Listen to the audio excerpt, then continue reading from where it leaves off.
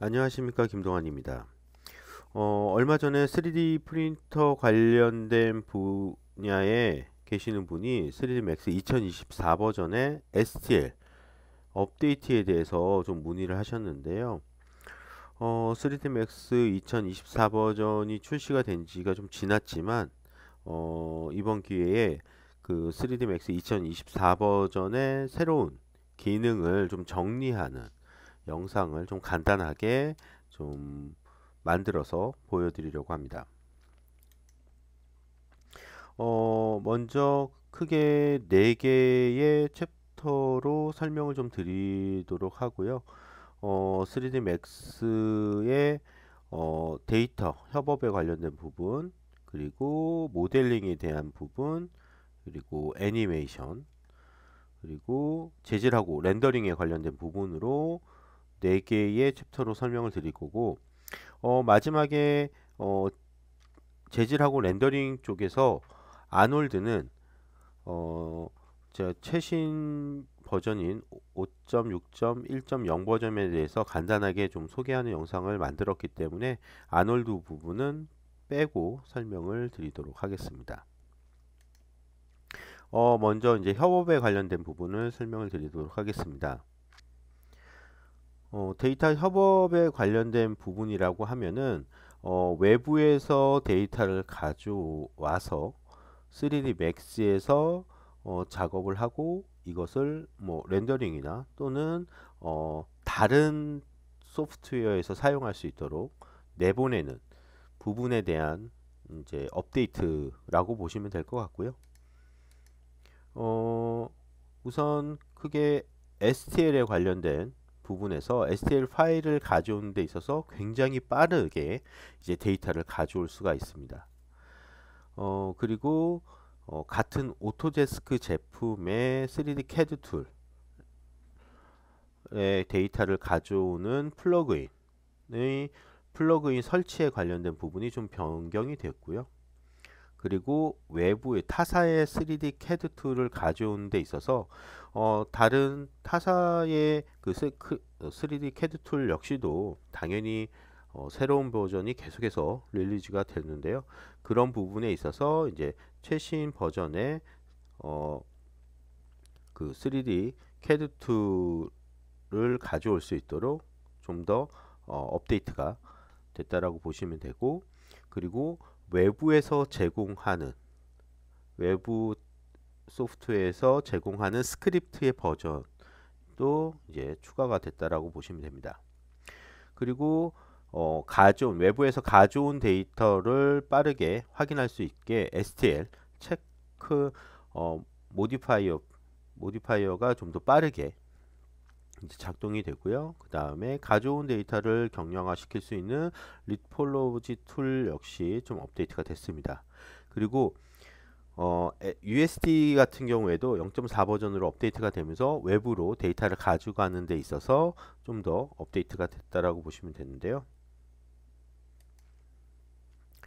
좀 자세하게 설명을 드리면은 우선은 STL 부분에 대해서 설명을 드리는데 제가 샘플로 사용하는 테스트로 사용하는 부분은 파일은 이 사이트에서 가져온 STL 파일입니다.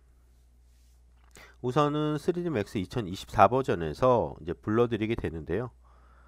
요 파일 같은 경우에 좀 많은 파츠로 나눠져 있는데요. 우선은 4개 파츠만 제가 나눠서 이제 가져오도록 하겠습니다. 지금 임포트를 누르고 여기 밑에 보시면은 지금 불러드리는 속도가 있는데 지금 몸 부분을 불러드리는 데 있어서 한 5초 정도 걸렸고요.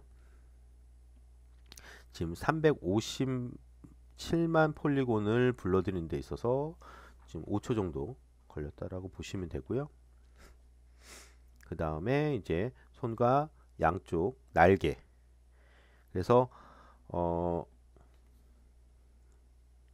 굉장히 많은 수의 STL 파일의 그 폴리곤을 가지고 있는 STL 파일을 불러들이는 데 있어서 굉장히 빠르게 데이터를 가져올 수가 있습니다.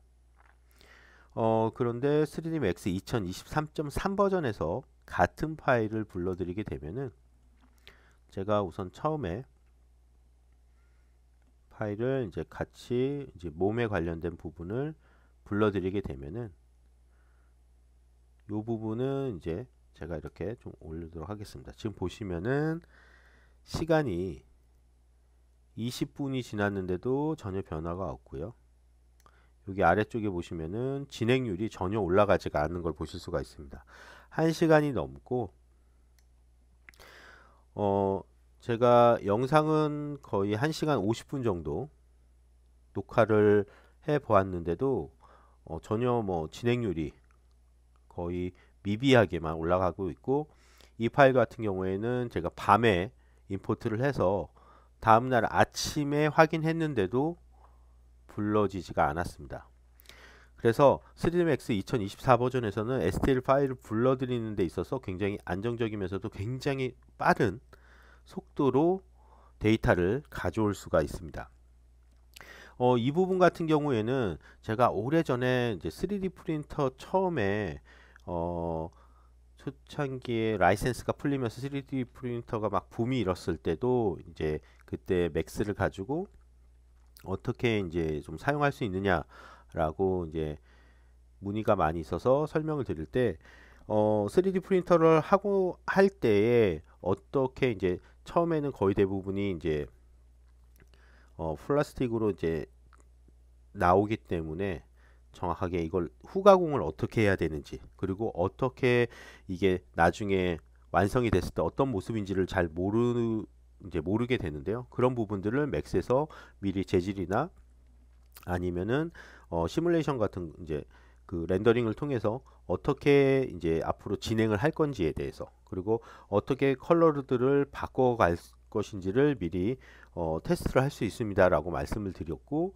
그때 이제 STL 파일들도 이제 불러오는 걸 보여드렸는데, 그때는 굉장히 좀 작은 파일들을 불러왔었죠. 이렇게 좀 복잡한 STL 파일이 아니라 좀 이렇게 많은 수의 폴리곤이 아닌 좀 요거보다 한 절반 정도 되는, 그리고 단순화되어 있는 STL 파일을 가지고 설명을 드렸는데, 이전 2024 버전에서는 이제 굉장히 복잡하고 많은 파츠로 쪼개져 있는 STL 파일도 불러드려서 이제 확인을 하실 수가 있습니다. 그리고 3D Max에서는 이제 이제 그 설치 속도를 좀 더 높이기 위해서 레빗하고 인벤터 파일을 불러드릴 수 있는 플러그인을 우선은 인스톨 그 설치 파일에서 뺐습니다. 기존에는 2020 버전에서는 아예 기본적으로 무조건 설치가 되어 있게 했고, 아마 2021 버전부터 2022 버전부터인지 제가 좀 헷갈리지만, 이렇게 체크 버튼을 통해서 이제 설치하는 과정에서 설치를 안 하고 설치를 할 수 있도록 이렇게 체크 버튼으로 이제 바뀌었었는데요. 근데 이때 문제가 뭐였었냐면은 설치를 했는데도 이게 설치를 안 한 걸로 오인하는 좀 버그들이 좀 생겼었습니다. 그래서 아마 그래서인지 모르겠지만, 또는 이제 설치하는 데 있어서 설치 인스톨 파일을 좀 더 경량화 시키려고 하는 걸 수도 있는데요.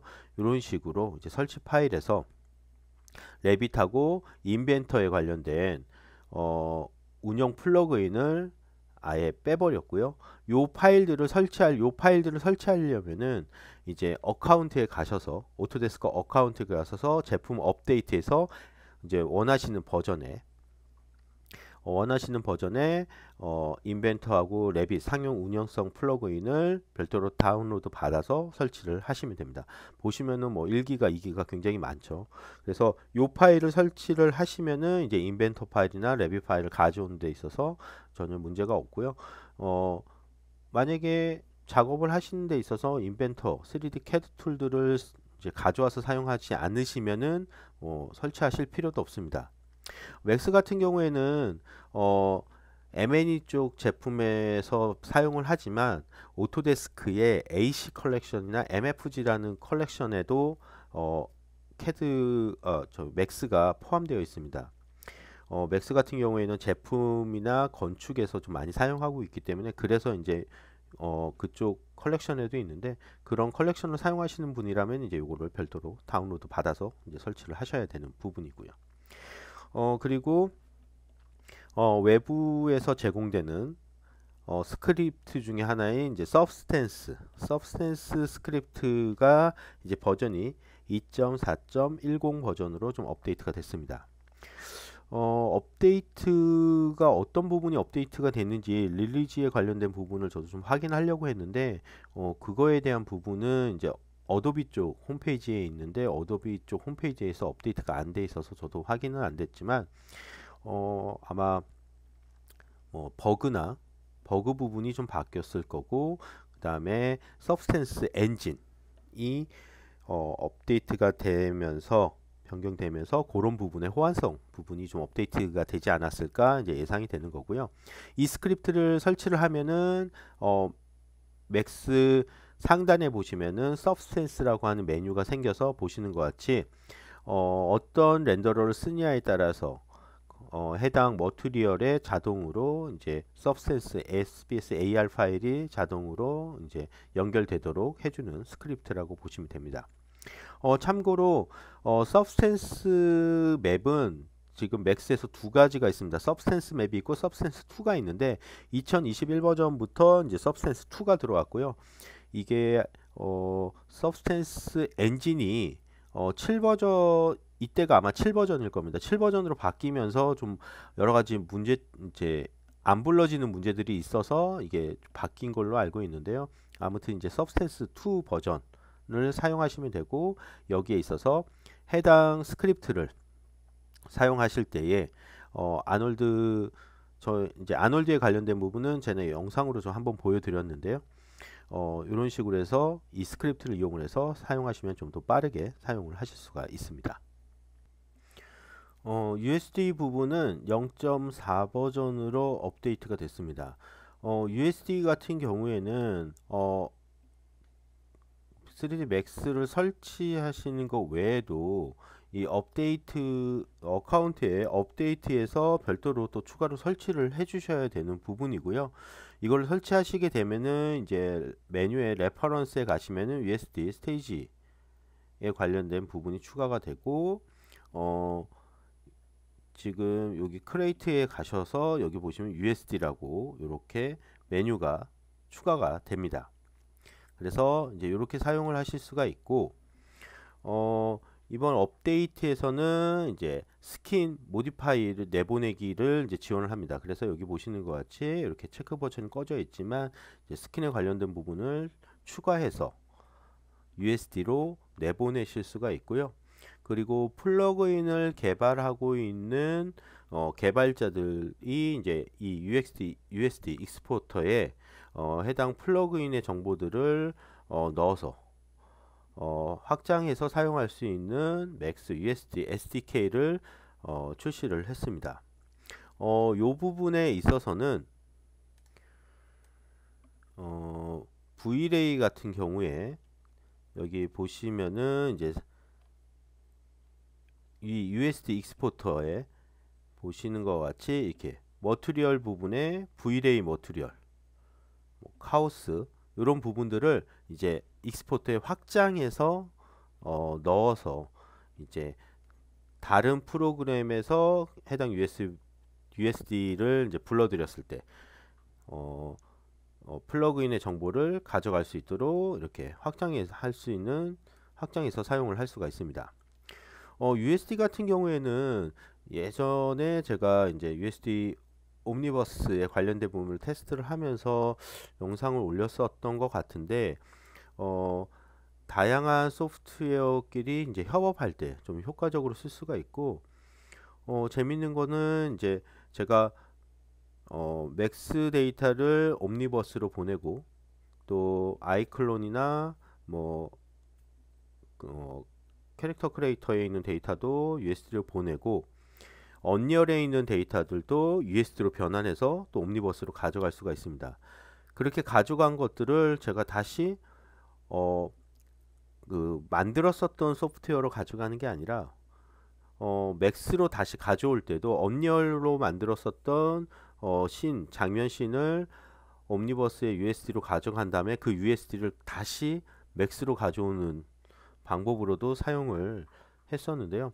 그래서 다양한 프로그램에서 이제 사용을 할 수 있습니다. 그래서 방금 보셨던 Vray 같은 경우에는 맥스만 있는 게 아니라 뭐 마야도 있고 뭐 후드니도 있고 다양한 툴들이 있어서 맥스에서 만든 적용한 Vray Vray의 정보를 또 다른 소프트웨어에서 USD로 불러들이면서 그 정보들 그대로 그 해당 플러그인이 깔려 있다면은 이제 사용할 수 있도록 그런 부분들이 이제 추가됐다라고 보시면 될 것 같습니다.